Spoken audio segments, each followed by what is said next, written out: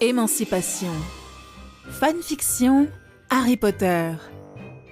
Par le studio Kali Records. Catégorie Boys Love. Couple phare Harry Potter et Severus Snape. N'hésitez pas à liker le chapitre et à vous abonner pour avoir la suite. Chapitre 40. Mars a cédé la place à Avril, sans aucun incident majeur. Si l'on nommait bien sûr l'adoption définitive de la nouvelle législation sur les créatures magiques, qui, en elle-même, est un progrès monumental en termes d'égalité au sein du monde magique de Grande-Bretagne. Nul besoin de préciser que tout le monde n'est pas ravi de cette loi. Aussi, le ministère a décidé d'organiser un bal afin d'obtenir des membres éminents de la société un peu de soutien pour apaiser l'opinion publique.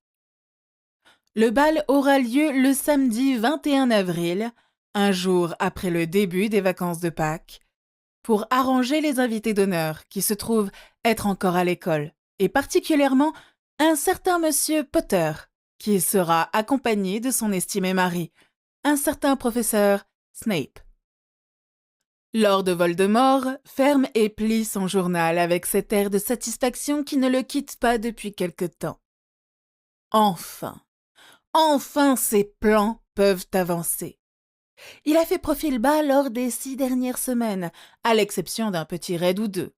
Déjà, avec un recrutement quasi inexistant, son effectif est actuellement trop peu élevé pour risquer des actions de grande envergure. Ensuite, il attendait une opportunité pour coincer Potter et Snape dans un endroit plus ou moins libre d'accès pour ses disciples, et rien ne s'est présenté, jusqu'à aujourd'hui. Certes, une cérémonie publique au ministère n'est pas exactement un endroit public, et ne sera donc pas facilement accessible. Toutefois, il doute sincèrement d'avoir dans un futur proche une meilleure chance, et il n'est pas réputé pour être un homme patient. Non, il va frapper maintenant. Il en a assez de rester assis à se demander quel sera le premier mange-mort décidé à se rebeller. Il ne peut plus se permettre d'attendre plus longtemps.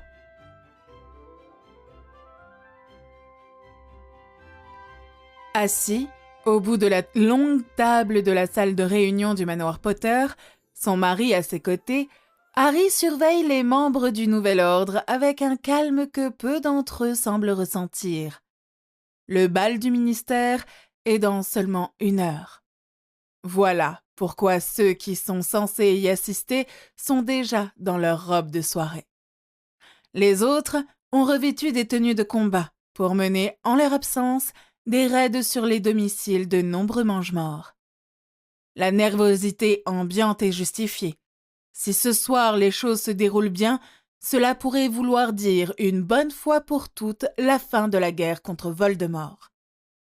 Et pour répondre à l'enjeu, les risques qu'ils vont prendre sont élevés. Mesdames et messieurs, nous y sommes. Le grand soir, l'interrompt le jumeau 1. Celui que nous attendions tous, continue le jumeau numéro 2 à sa suite. Harry ne peut t'empêcher un sourire un peu triste, car il est en effet des temps plus heureux. Merci, messieurs. Comme je le disais, ce soir, nous allons mener une bataille qui, à défaut de nous faire gagner la guerre, penchera au moins en notre faveur. Ils regardent leurs visages pleins d'espérance. Aussi ambitieux que cela paraisse, vous savez que c'est néanmoins la vérité. Nous avons tous travaillé dur, reprenant et poursuivant là où la génération d'avant s'était arrêtée, pour amener ce conflit aveugle à sa fin. Et je suis fier de souligner que nous avons réussi à apprendre de leurs erreurs et à ne pas les répéter. Ils dressent le menton un peu plus haut. Je suis fier aussi que nous ayons pu trouver en nous non seulement un peu de sagesse, mais surtout le courage de prendre une approche qu'ils n'auraient jamais approuvée.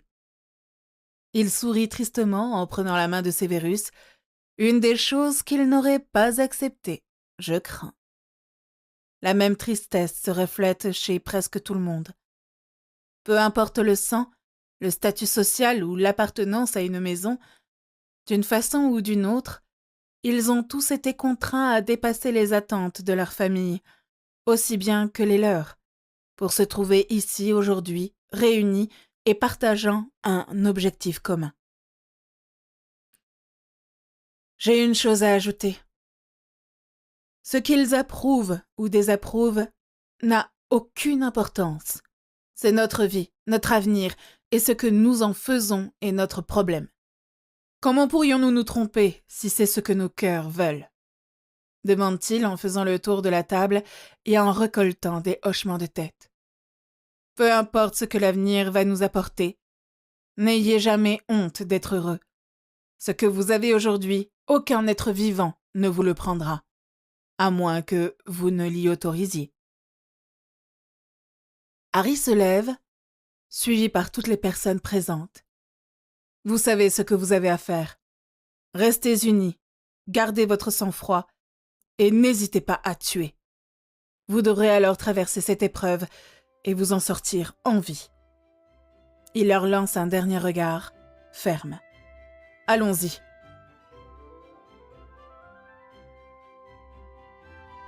Tom Marvolo Riddle, héritier de la maison Serpentard, Lord Voldemort, celui dont on ne doit pas prononcer le nom, le Seigneur des Ténèbres, a toujours été fier d'avoir mérité chacun de ses noms et titres, même les moins désirés.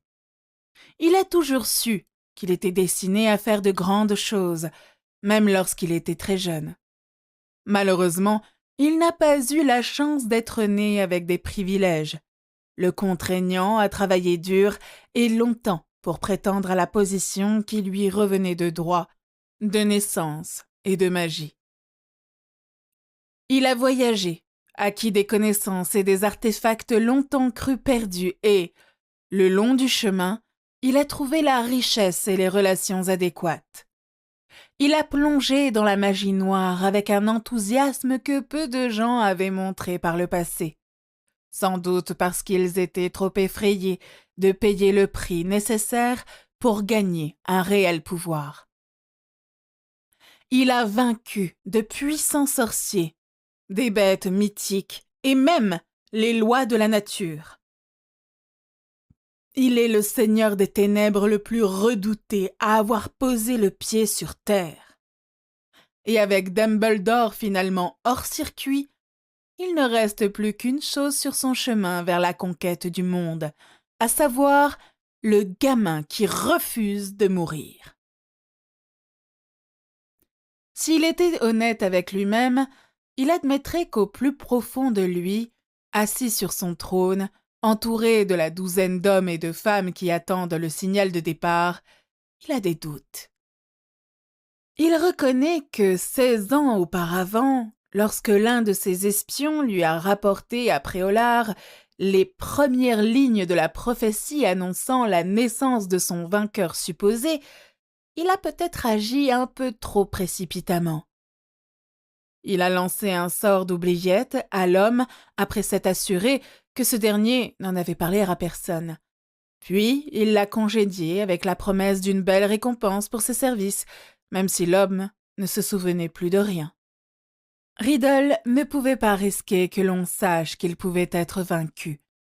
Ça aurait été un désastre. Il admet avoir légèrement paniqué à l'époque. Bon, peut-être plus que légèrement. Mais ce n'est plus le moment de pinailler. Il a été plus empressé à identifier l'enfant et à s'en débarrasser au plus vite qu'à mettre la main sur la prophétie elle-même. Avec le recul, cela s'est avéré une énorme erreur.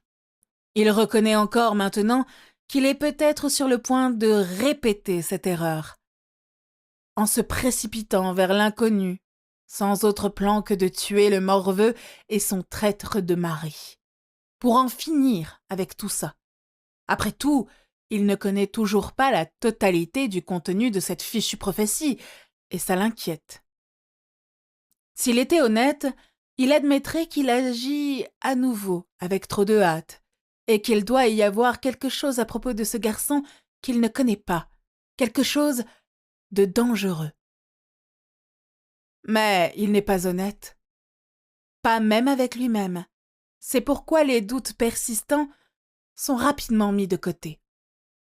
Tout ce désastre doit être de la faute de Dumbledore, une sorte de piège, un plan élaboré pour l'inciter à se détruire, parce qu'un bébé de 15 mois ne peut en aucun cas en avoir été à l'origine, ni sa sang de bourbe de mère ou son trait à son sang de père. C'est forcément l'œuvre du vieux fou. Il n'y a aucune autre explication. Il redresse la tête lorsque la porte s'ouvre, laissant passer l'un de ses plus fidèles servants.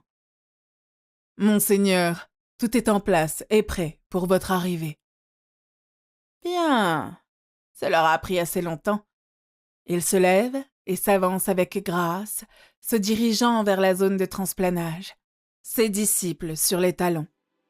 Ce soir, il reviendra victorieux, ou ils payeront chèrement.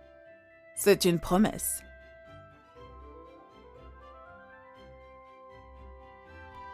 C'est avec le cœur lourd que Severus se force à sourire gracieusement devant les appareils photos et les visages des nombreux étrangers.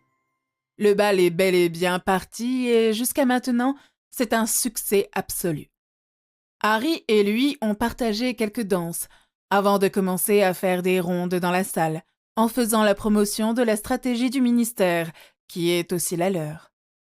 Il jette un œil sur le côté, dans la direction de son bien-aimé, qui est apparemment collé par une personne influente, dont il ne se souvient pas le nom, et dont le jeune homme semble se foutre royalement.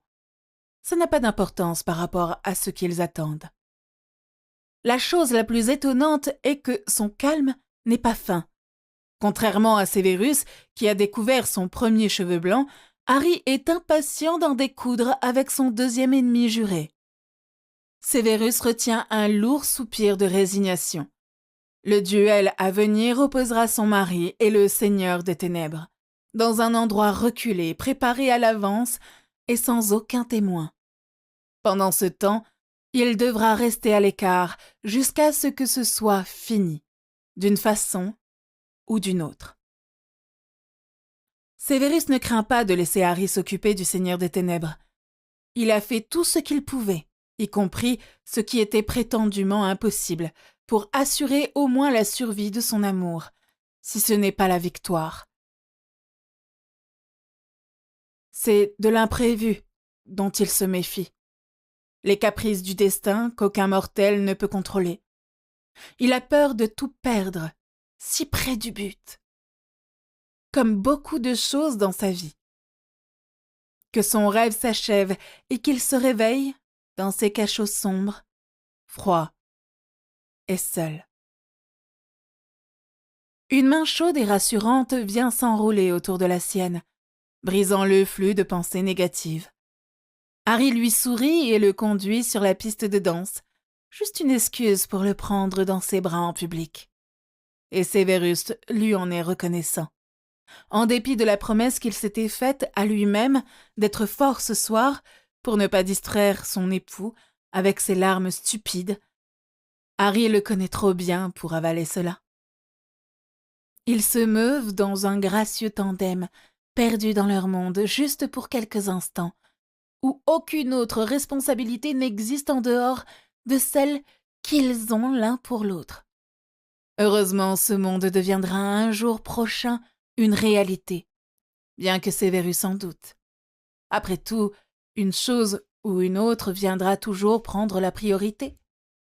Harry est un seigneur et maître pour tant de gens. Il n'en sera pas un bon si lui, Severus, s'autorise à être égoïste trop souvent. Mais il sait aussi que peu importe ce qui se passera, ils seront toujours ensemble, et c'est plus que suffisant pour lui.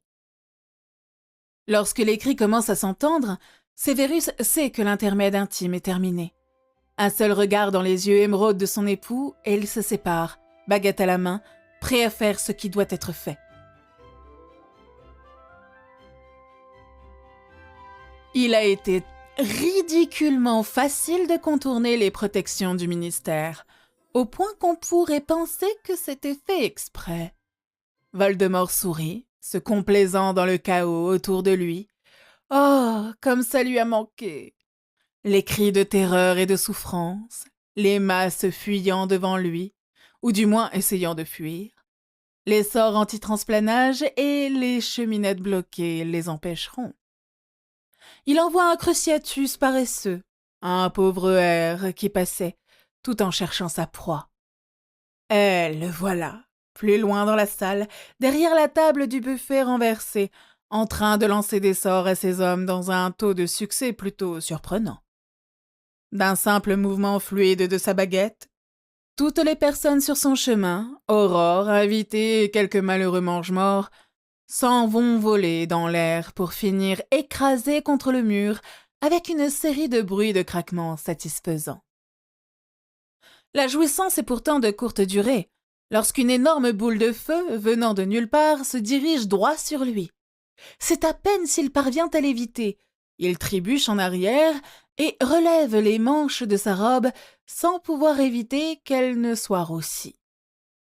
Le pouvoir énorme qui vient d'être relâché lui rappelle celui de Dumbledore, à tel point qu'il croit pendant un instant que son ancien adversaire est présent. Mais bien entendu, il rejette rapidement cette notion tout à fait risible. Le vieux bouc est en train de baver dans un quartier sécurité de Sainte-Mangouste. Par conséquent, qui vient de lancer ce sort? Un coup d'œil prudent ne lui révèle aucune menace potentielle. Personne n'est à sa proximité, encore moins pointant sa baguette sur lui. La vaste salle de bal a été vidée plus vite qu'il ne l'avait prévu. D'autres voies d'évacuation ont sûrement dû être ouvertes pour les imbéciles qui s'enfuient. Pas que cela change grand-chose, il n'est pas venu là pour eux. Voldemort se tourne vers la table du buffet par terre et il la trouve abandonnée. Il se garde de grogner d'ennui, car ce n'est pas le moment. Il doit très vite trouver Potter et Snape. Les escarmouches qui persistent ne semblent pas inclure l'un ou l'autre. Il progresse dans la salle, passant au-dessus de corps et de tas de gravats, s'assurant d'avoir constamment le mur dans le dos. Aussi, il est surprenant de sentir soudain un sort provenant de derrière lui. Il esquive, au dernier moment, et dresse un bouclier solide, ce qui est une bonne chose, vu qu'un autre le frappe en un instant après. L'attaque est terminée très rapidement, et le laisse furieux et frustré, voire même désorienté. Il ne voit personne assez proche de lui. Rapidement, il lance une série de sortilèges de révélation et se sent vidé. De petites vagues de crainte commencent à se diffuser dans ses entrailles, alors qu'il observe la pièce quasiment vide à travers ses yeux plissés. Il n'aime pas ça. Pas du tout. Et bon sang, où sont passés ces mange-morts? Il ne voit nulle trace de silhouette vêtue de noir.